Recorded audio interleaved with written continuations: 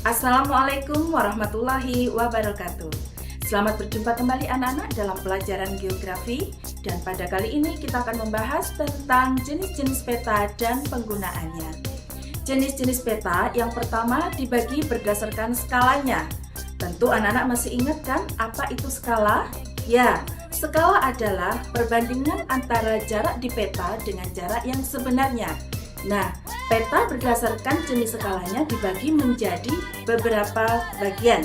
Yang pertama ada peta kadaster. Peta kadaster ini memiliki skala kurang dari 1:5000. Penggunaannya adalah untuk menggambarkan hak milik tanah atau tanah milik pribadi perseorangan.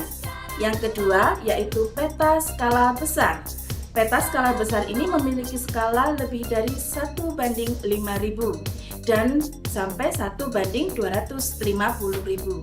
Biasanya peta skala besar ini digunakan untuk menggambarkan peta kecamatan, peta desa maupun peta kota. Yang ketiga yaitu peta skala sedang. Peta ini memiliki skala 1:250.000 sampai 1:500.000. Peta skala sedang biasanya digunakan untuk menggambarkan provinsi. Berarti peta ini untuk menggambarkan wilayah yang lebih luas. Dan yang keempat ada peta skala kecil dengan skala 1:500.000 sampai 1:100 juta.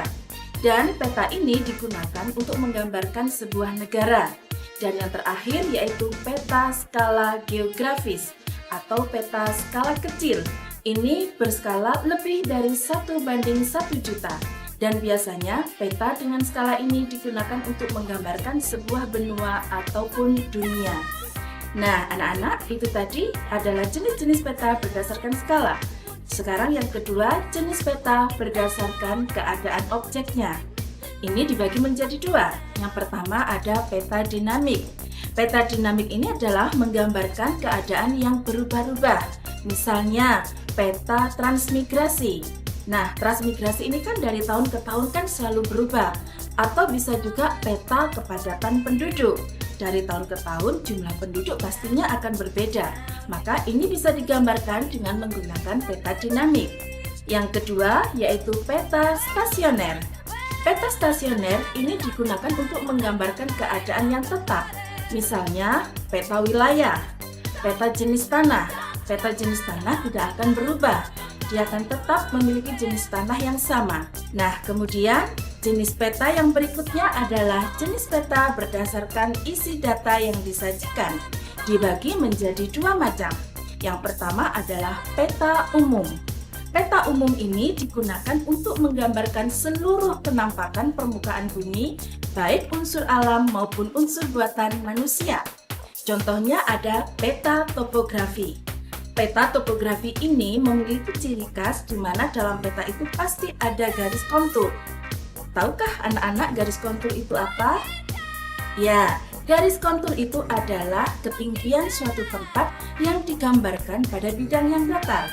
Contohnya, misalnya daerah itu memiliki pegunungan, maka digambarkan dalam bentuk garis kontur di peta.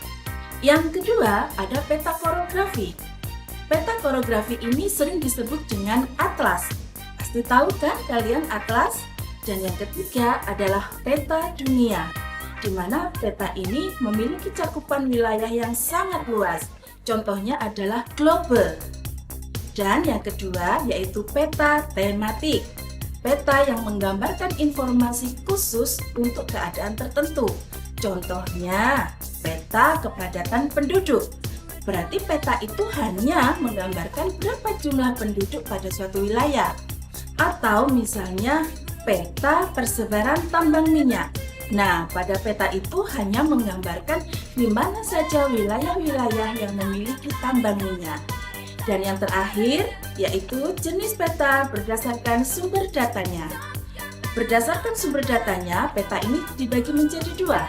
Yang pertama yaitu peta induk, yang dimana petanya ini dihasilkan langsung dari survei di lapangan. Jadi harus melalui proses pengukuran. Yang kedua yaitu peta turunan. Kalau peta turunan ini kita tidak perlu survei ke lapangan. Cukup dengan membuat peta yang berasal dari peta yang sudah ada. Nah, anak-anak, demikian tadi pembahasan jenis-jenis peta dan pemanfaatannya. Sampai bertemu lagi pada pertemuan berikutnya. Wassalamualaikum warahmatullahi wabarakatuh.